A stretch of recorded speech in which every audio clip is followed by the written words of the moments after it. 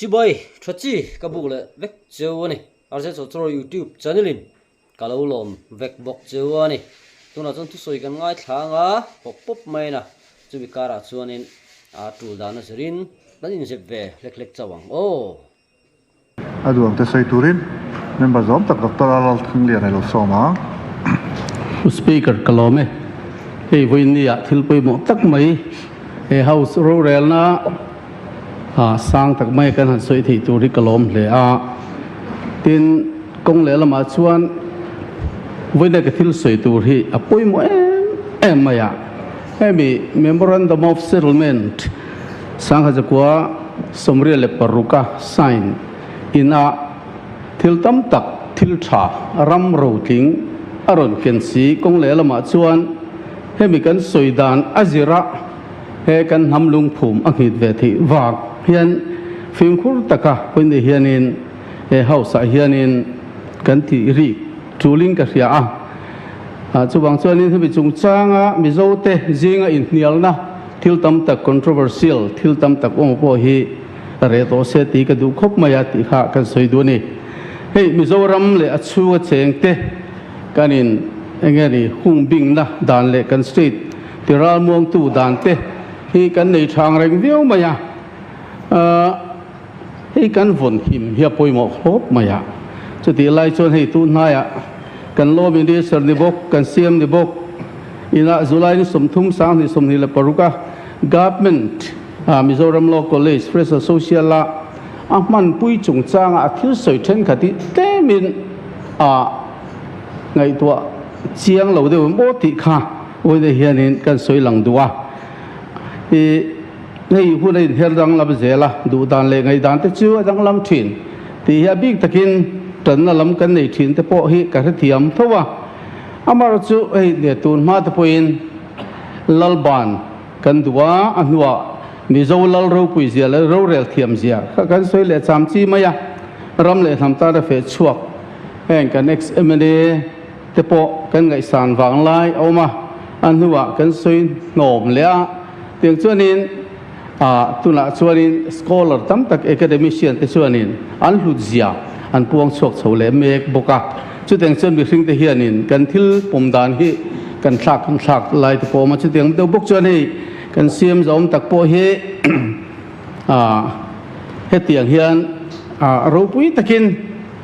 ulal denga ruang chunga sanga zakwa somkwa khati hun lai khan athu soi hi ka ring ro om renga soi ro pui ka ti khop maya voina ka siam hian pulal deng he bi zon ham lung phum tu nia kan ham lung phum min phum sak tu khovel he ta mi zon ham anga min phun sak tu kan thin lunga mi zon ni riat din riat na chi tu mi zon nationalism mu chuak tu alung phum tu chu ama pulal deng he ne tia aro puyang reng khop maya chuwang chuan pulal deng ang throi tu hi kan mi zo ni chia ti hian min sin sak to lawanga ti te kha a hlau thu te kha soi ni chu ti mek lai chuan thil ne hun local zela AMZP ten remnani lomda te kan CM an han som na khan hemi in rem na thuthung abung le chang tina ka tel ve gani ti te khan soya rem na adwa wanga IPS bang ani te rem na boy pui na sa ani zia te kha mizo mi pui te poing ga thiat chin lai kha oma khami wang khan em ZP te po han lam mo la choi moi na khan hlan to ke nge khan ya tu ma khan ka soi sel lo ani hei tu na sarkar kal me ka hianin thil ka soi du chu Zoram mi pui ten kan du lo em mai emele point kan sarkar lai official resolution kan put lu kum sang ni le som ni le pathum assembly session FCAA kan du lo na kan han tar langa official resolution kha chuti mek lai chuan tu sarkar an kal chowa he thila hi kan han pom le tamai si kha hal ral thil lana kan han hlan hi chu ka ui khop maya alung chet tla ka ngam pui soina he hian a kheding ka hiani chuan CM ve khianin MNU president ni lai khan in rem na zonga achber satra chok pek ti ta kha soi le box ya teng khan thu soi hi mu da sir khan da dang ti hi a following ka ria tun nuwa kan cm hial te lo ni ta ka phei chuanin thu soi hi film khurangai ta hle mai tuna phei chuanin benef sarkar nen MDF tele an sarkar te ingking tok ang deu rual a hian kanin muta deu nge ni ka thalawa enge mo zong hianin encounter lek hian thil om ôi rupui le mai hanti tur nge ni anga mandia nimin pia house session zok ni mas zok ni ya khanin nge nu zok a khan kan siam hianin debate pu ya khane menef tu mo ber kha so mani chu tu na doctor thangte thu soi le ka ngai thaka karil ruwa ron oma chu pudu hianin ashan pa a midang va debate pui hi anga yim o ti lai karil ron lang dai maya ama video ho kha ti hianin edit kho mila chu ama zok ken te khan chang se de han video ren han in chang chho ta sel han in debate ta tak sela mu nom don riu khan ka sengai nom dona mo kha tu na kan ngai thang khanin pu denga rong chunga thu soi te kha tu na thu soi nen teng te khan in su chho don ani o fca kan han ti te po dan sakki ti hnu loka te khan khang zong kha angai nom dan tur hi in se thiamin karinga tin til pakhat le che ka soi le du lokat chu thu soi tur ngai thak tu la tama hei pudua hi tuna kan ngai thak ang khan atang kai viau in rin oma remna kan siam chung changa hian tisuanin ani point thei top achuang te poina in soya achu po chu in karinga remna hi hluema tu tan ma khan han nol chi ni lawa min ngen ani pon min ngen na ang thei top kan chu karinga tin a sarkar lam te pon ni thowanga ami pui lam pok an ni vek thowa a hun lai ngai tu khan mo disuan engwanga voina taka hetianga soi nom le ta thut ngen ni ti lai hi zoram mi pui hen kan bu mai pal ka hlaw de uleka chu ke ma ngai dan dai ni nita anga lang chu ama point kan zep zo to video ma se hela isu a hi chuanin asoi lan lo thei lowa kan sarkar kan mu feka kan shebeka te ber tanga lian ber thleng ke ni thingtlang pamol mang ber poina kan mu chiana chu kan sarkar a hian tun sarkar me ka hian ma son na mu tur a om lo ti lai te tin sum central tanga han ir chuak ang chi at ektige helaya omsa ti to mayang mo nge tur vok pui po sarkar se kan mu nge tur bak ang chi hi mu om lem lo zuk nor chu amo zuk soi chu amo ang chi kha om lem lo ni na langa chuwang chuan zoram hi har sa mai ni chu mo sum leng wak kan ti ka sum dong tan te le tin sarkar na thoka po heng sarkar na thokan ti mai sarkarina aroi nge tak ni chi lo ang chi lo la lei thei lo ka han ti te tin he en mgnrgs kan han ti thleng te point ani ang chu khang te ang lo la lei thei lo tam tak hi an omani heng sum he ti wanga chu san chu sarkar in rel bol na hi du tho sam lo wang ni kha da lang ta ni chu mo chu ania engpo ni sela hetia ang taka sarkar anoi chuan zoram mi pui press na te le opposition press na te sarkar thok zong kan ti kha mani loka po high school zirtir tu higher zirtir tu tam tak chuan in office kota notification po an hal hlu to mai ni kha khatiang te kan han mu mol ta ka khan enge moti zong taka zoram mi pui koi her hi kan ngai ni mo zoram mi pui phut dot na tur thil hi an buai pui vata ngai ni chulai tak chu ke chon pudu afin riau na kati vetlata chu khatiang taka zoram mi pui na sarkar kan dem luai ma khan tuna ti hian kan in rem na thuthung te zalen na sual chung chang le khalai sang kha zakwa som riat paruk nulam nge malam thil kha aron soi nom chou ta chu zoram mi puinu le pa khe chiang te thin lung po hor do ta thil dang ngai to lo kong chia po tu man post the le thei to lo kong chia po tu man ngai ben pe to lo ti tur khop khan khalama khan kan theta dual maya a thenin MLF sarkar kha chu tiang kha tiang lo di tak tak niang o tin ril ru lo seng to a mo thenin thei to chuin khami thawanga kha an nam pasal tha de thawang an hawa a then chuan an soi chebo boya mizo wan that ten ti mo tualan that MNF in tualan that ti zong ten ti khan ron vom ta chu social media khat ne ta em maya chu chuanin tuna kan sarkar nep lutuk kha kong zo tam tak chung kan ngai tu hli thei to lo kon lo zo ni pon atuk loka he thil bok khat hang kan boi pui le ta ni hela hi pu doron pin la ni chu bang chu he apin riu na hi hela ya video top lo ron da chuk mai thea pulal khamana thu soi hi kan oyang ti hi lau omber ati kha chu zoram mi puiten kha pu khama chu soi kha kan lak thu tak ngai viu maya pu duan thu soi re reng chuan RTA zo na chan na ang chi amo zo na le chan na atanga adik le dik lo pu ma lo chuanin tong pong lo pom mo ta kha a har sat pha ve thei ta ni khatia pu khama ten ron soi dan enga tanga chu khan mo mai thale phot teng Post Speaker Memorandum of Agreement ni tetia Mizoram Sarkar le India in unsigned ani lo India le MNF ayo den signed ni pulal deng an Mizoram ayo zolo MNF ai ao ti te top te Mizoram le India in rem na ani lo Mizoram a party pakhat le Home Ministry in rem na mai ni aro pui te chiam lo ti te hi chu straight head kan CM zom takte na so hi chu ke chu atha ka ti lo ani chu wang chuan e tiang thu kan chief minister meu law minister di bukina law college light ne na le nga la so hi apoi ka ti takisata chu ti ruling kan home minister phuke sap dang a hian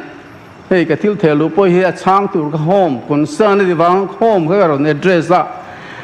MZP hoi hoda rem na ni lom na khana thu soi kha alo bom hi ka tiang renga kan home minister khan he rem na ni a hian rem na siam tur ral thuam tunga lo pen chuak MNF te chunga lom thu kan soya lo pen chuan kong lo sial sakka lal thu thleng kian tu pulal than hola in pek na kha kan choi moi non le ko than throi tu te mi zo zir lai pol te le rem na ta na thok tu dang song te kan choi moi bok ani atia alo bom khop mai kan home minister thu soi kha chuanin hetianga thilan kal so zel hianin thil dang kha ron kai noi ta heng ba ka hianin kan chief minister hianin ILP le article 371G noya kan special provision te kha central sarkar den du huna lak bo thei le in hum hima ta na rin tlak tok lo ang hiala lo college lai te ma an san soi zui bok kha a serious ani pu speaker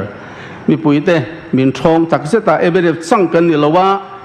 congress te thonga zonet te LPS te chenin kan phu so wa academician mi thiam te nen khong lam ti hian khong ai lo kan tho chu khalai kha thil video pakhat hi ro lok te mi lo ta la poi te mi ta taksalan te la man du zwa khalai ta khanya poi mo khop mai an do chanin gawa ki la po ai zo la po atom bom pon thak ta la an te ki mo poi mai tu ne ti minister sai tur de la na ka a tur tu tak chu mistri te labor teมีสาถกตะขันเนี่ยปั๊มเบรคันนี่เช็คอันนี้ข้างงอยกระดิ่งเสียงสร้างให้เราให้อันงอยรับตรงมาคือกันวันในได้เนี่ยอ่ะปอยจูอ่ะที่ใส่ที่ ไม่นั่นริงไม่ยังเตะโซมาชีเป็นนิสัยไม่ได้อาศัยในส่วนนี้ไม่นั่นริงความส่วนนี้ทุกอย่างเขาไปดูด้วยนะรำตาลไปเข้มขันอันใจดูด้วยนะเขาไปให้คอยโดนตัดทิ้งเสีย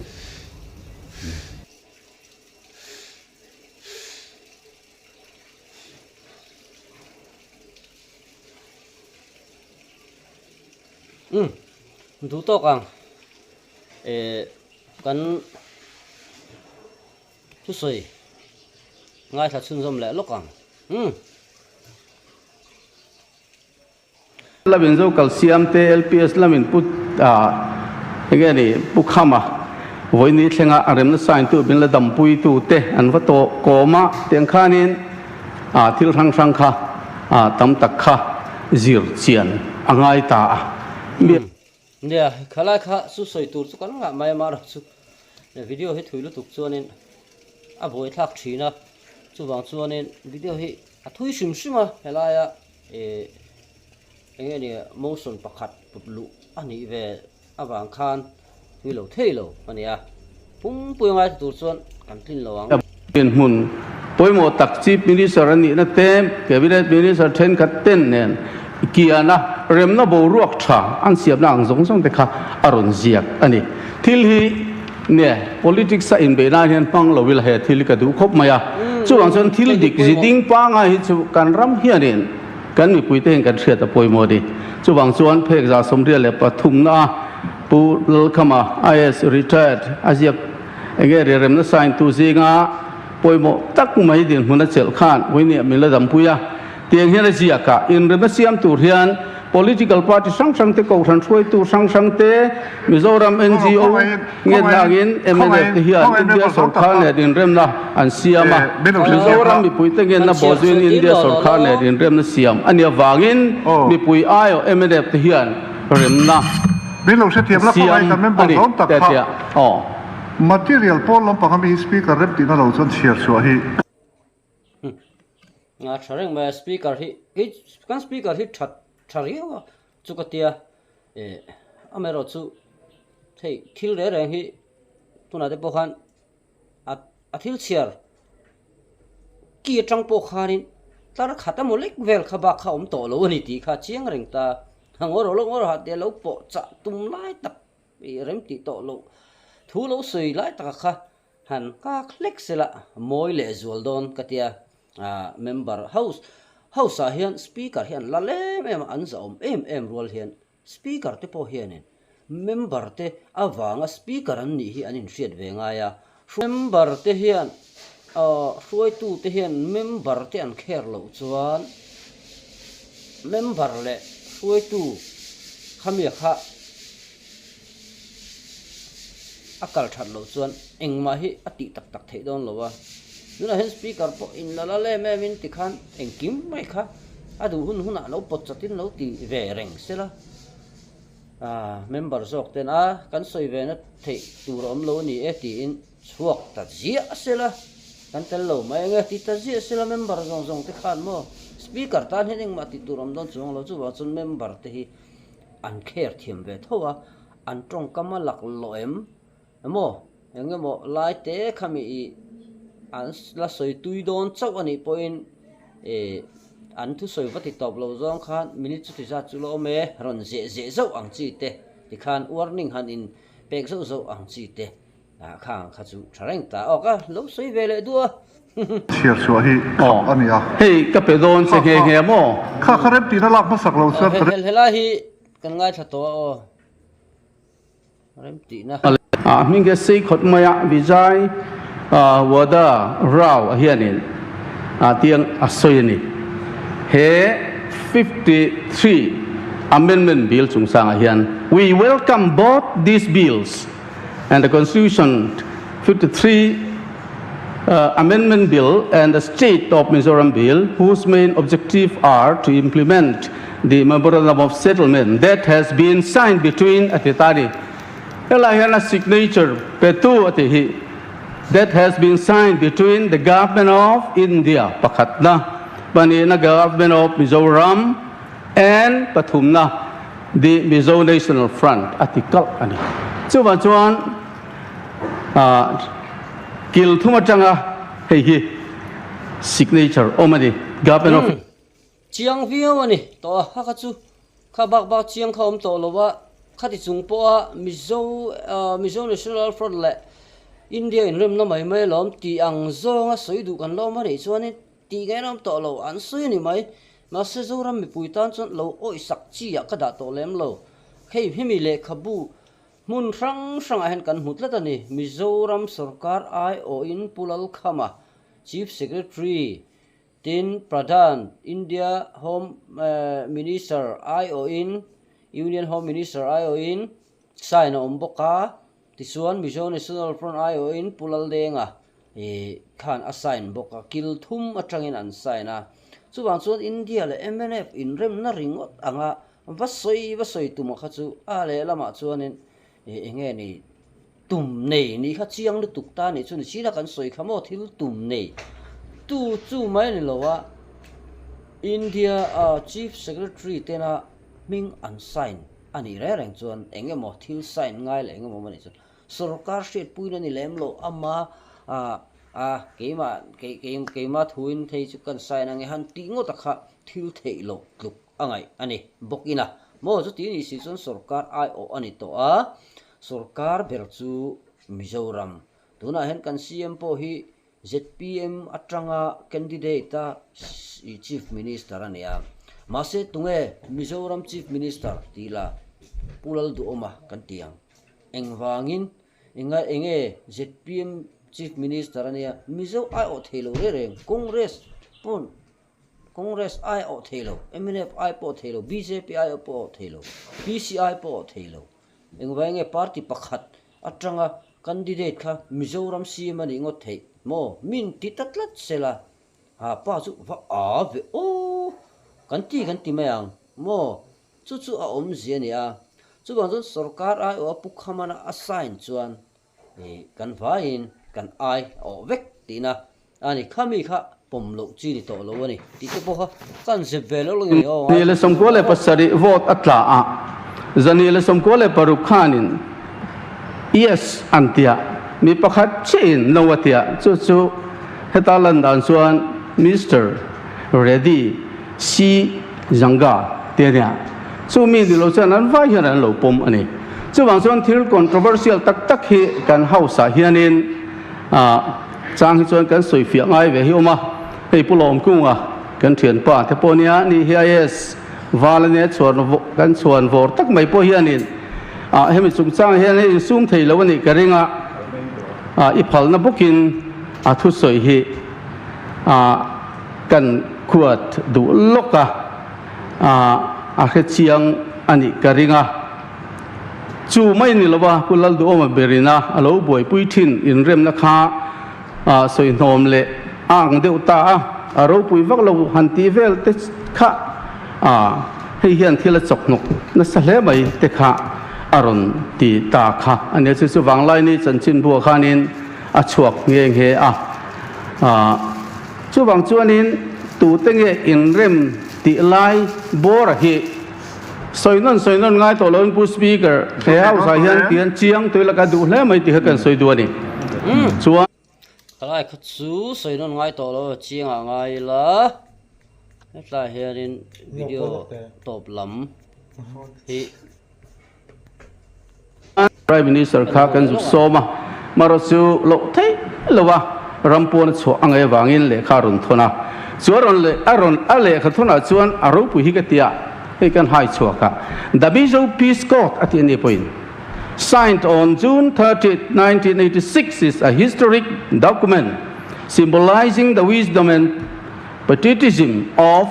the people of Mizoram, and I salute the courage and patriotism of the two great leaders who made this accord possible.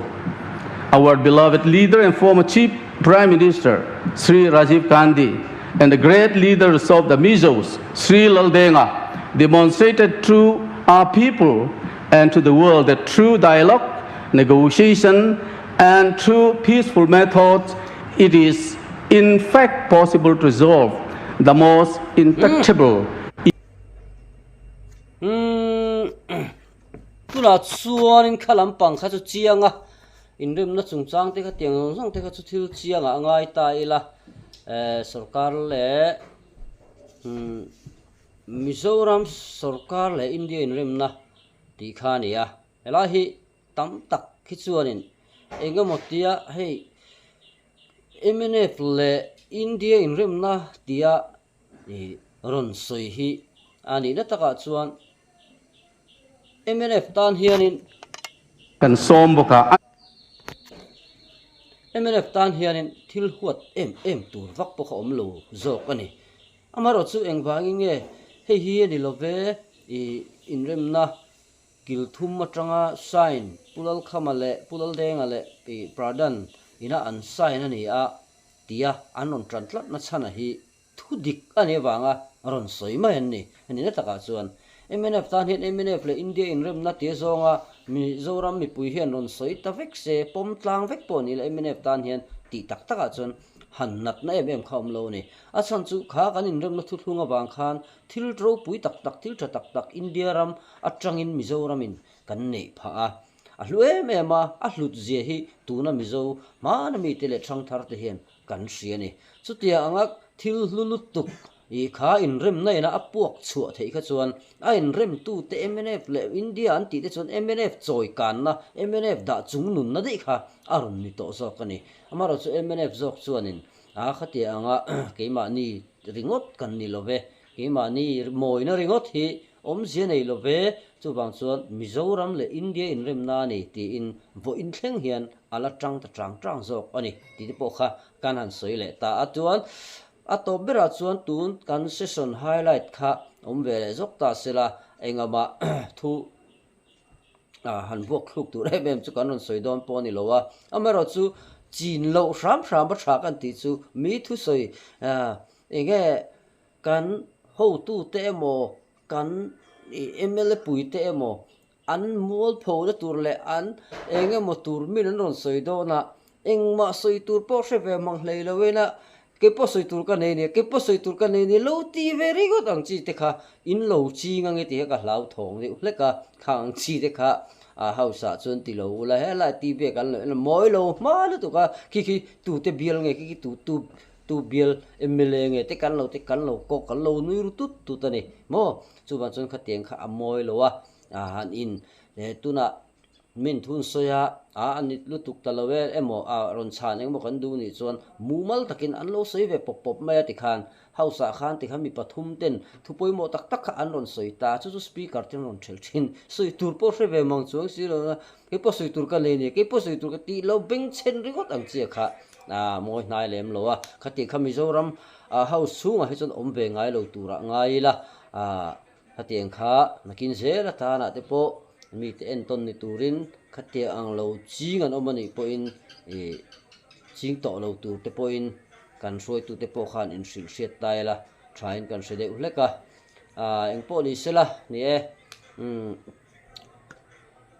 ngai nom thin khop maya house ti zong te pona soi thenga then chu then te phe chu kan han ngai tak te phe chu kut lo hum ru ve chal mai te po kha ol don rum maya ma se khatiang kha kan member te hin ni lowa pona an chuaka anin chi bai nak ka moi nai takin a in chang na hi a in ngai na mon chu ti tur khopian hun an mang le thin ani ti te ki Mizoram me pui te hianin kan lo mu tlanga tula hausa hi chuan party politics thil ani to bangin kan dikna ani emo kan party ina nung tol theina tur thil a omani chuan thei to pa kan back up atula thei to pa kha thila kha do dal tula ni chuan kan do dal angaya up tul ni chuan kan non up saka khatia kan ti kha angai ve ni politics thil ni mi owangin amero chu chula chuan dot muhlum lutuk Zoram mi pui tan po pui hoi khop dot ang chi hi chu a khoi taka kan ruai tu te poina Zoram mi pui te min fa lo tur khan kan ngen vele chu ni ka khatun tu kan video en ho thei te chu lo ni le ta thi tu ten zawain ang thabe kule